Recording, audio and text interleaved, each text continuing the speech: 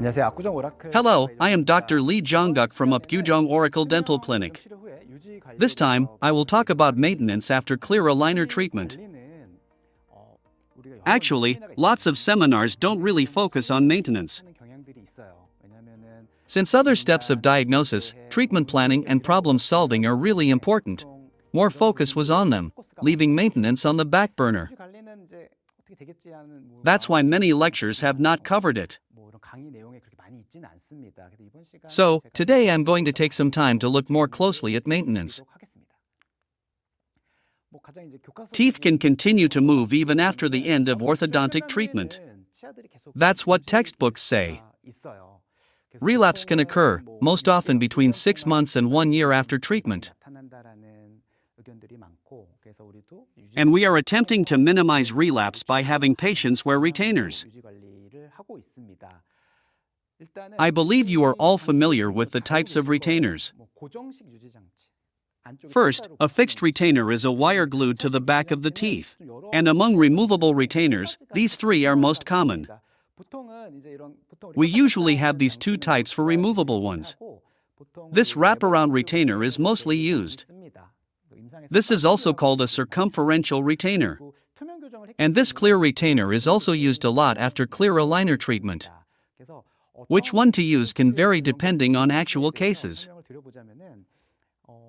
When only the front teeth are misaligned while everything else is decent, a fixed type will be the usual choice.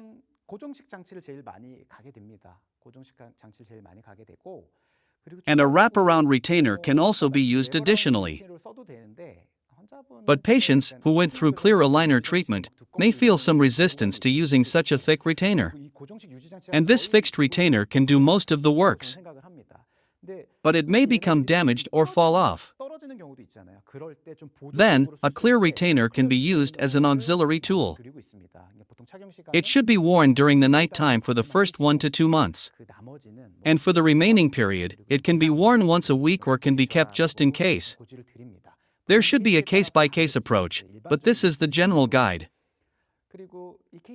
And for this case involving arch expansion, regardless of the orthodontic methods, braces or clear aligners, a fixed retainer should be used as a must, due to crowding.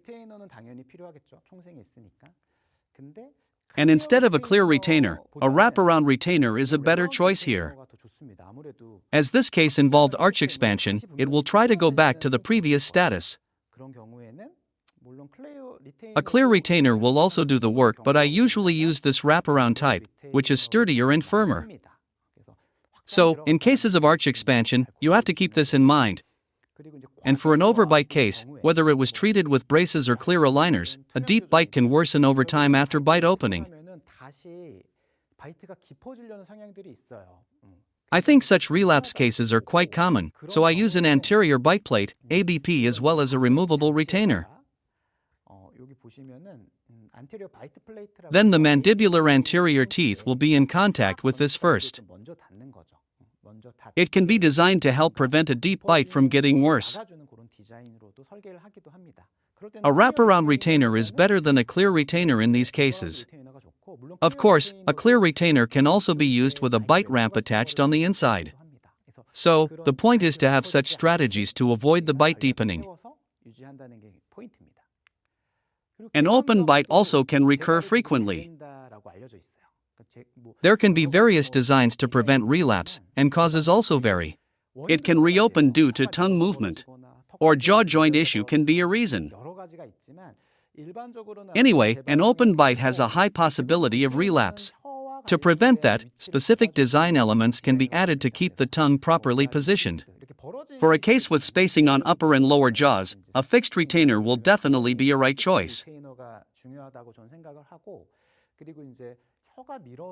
When the tongue thrusting is considered a cause, you can make a hole in the center of the removable retainer. Then, tongue will keep going in there. This is an unconscious behavior. When there is a hole, the tongue tends to go into it, instead of thrusting forward, thereby reducing the tendency to relapse. While there can be various reasons, this design change can be a way to correct the tongue movement. Next, retention. This is about how to follow up on patients during the maintenance period. There are different opinions about this. I believe relapse can happen a lot, usually in 1 year after treatment or in 6 months if short.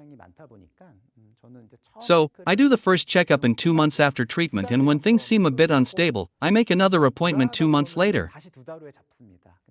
When a patient wears the retainer properly and follows the maintenance regimen as instructed, I schedule the next appointment in 6 months. After that, the cycle can be extended to 1 year. Next is about retainer wearing regimen. Usually, for a severe crowding case, which was treated over 1 to 2 years, I try to focus on the first 6 months. Actually, it is not easy for people to wear a removable retainer all day long. So, I tell my patients to wear the retainer at night and during commuting or when they aren't talking. Since speaking with the retainer can be uncomfortable, I advise them to wear it whenever they are not speaking. And if there is still a risk of relapse after 6 months, I extend the wearing period. Or, I tell patients to wear it only when sleeping for another 1 to 2 years. And then what should be done after the 2-year period? I tell patients to wear the retainer once or twice a week. And for a case with crowding only on the front teeth, which I mentioned earlier, I advise them to wear a clear retainer while sleeping for 1 or 2 months and wear it once a week after that 2-month period. The wearing regimen will be different from case to case, so it is hard to give some generalized guideline. But these are usual instructions I give to my patients. Next question is what to check in the follow-up visits. First, you need to check whether patients have been wearing retainers properly and the retainers stay where they should be. You also need to see whether a patient's upper front teeth are in contact with lower front teeth when biting.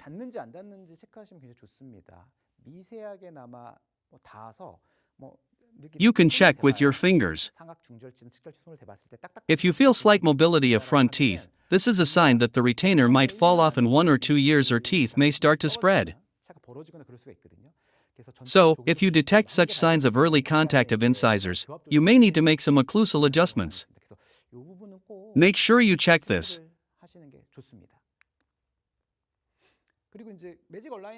Magic Align offers its own retainer, which comes in a more improved material. It is durable. That is important since patients will have to wear it for a long time. Each aligner is usually worn for a week or 2 and then will be thrown away. But a retainer is different. It should be worn for a long time. That is why additional functions are also important. You can add some design features as you want. You can keep this recent trend in mind as a reference. Lastly, I'd like to talk about wire syndrome.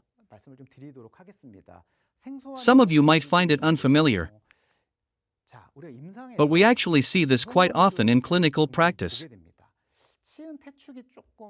In cases of gingival recession, especially in young patients, they usually have a retainer.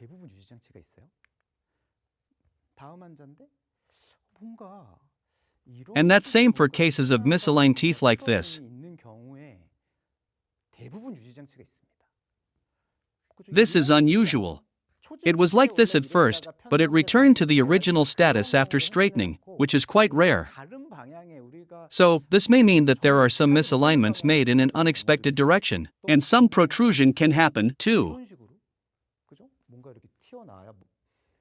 For a movement like this, with the crown turned outward and the root inward, most of them are associated with the retainer. These are cases we often encounter in practice. We will look into one case for more details. This patient is not from my clinic, but he came to see me for another reason. Here you can see a difference in the torque, with the crown turned outward and the root inward. This case also had a retainer. How should we interpret these cases? This means that there have been some unexpected tooth movements. It is a totally different story when a retainer fell off, but these issues occur when the retainer is properly attached. In extreme cases, the root may come out like this. We can deal with these issues to some extent with orthodontic solutions and periodontal methods. First, you need to find the causes. There can be several of them. Let's say you notice this issue in the follow-up visit during maintenance period. Then, what should we check? First, you need to see whether the retainer stays there without falling off. If so, next you have to check the following things. The retainer is well attached and alignment also looks good. But there is a bit of dehiscence on the anterior teeth. Monitoring these changes is really important. It is a rare problem, but why does this happen? Is this because the gum is not healthy? Maybe, but most of the time, it is due to tooth movements. And we call this kind of problem a wire syndrome. Some paper noted this as unexpected complications. Some argue that it is due to the torque problem of a single tooth. But all these problems like misalignment happen while the retainer is attached. Anyway, you need to know about this issue. So, even when the orthodontic treatment is over, you need to check for such issues and take photos regularly. Hoping that I have another chance to delve into this syndrome in the future, I briefly mentioned it today. Next is the last case to share. This patient underwent orthodontic treatment accompanied with extraction at a young age. He had been wearing a retainer, but it fell off. It must have looked like this. He got this part cut off at another clinic and came to my clinic. In principle, I have to give another retainer in this case. But the patient said he is already comfortable with this situation, so I decided to wait a bit and advised him to wear the removable retainer properly.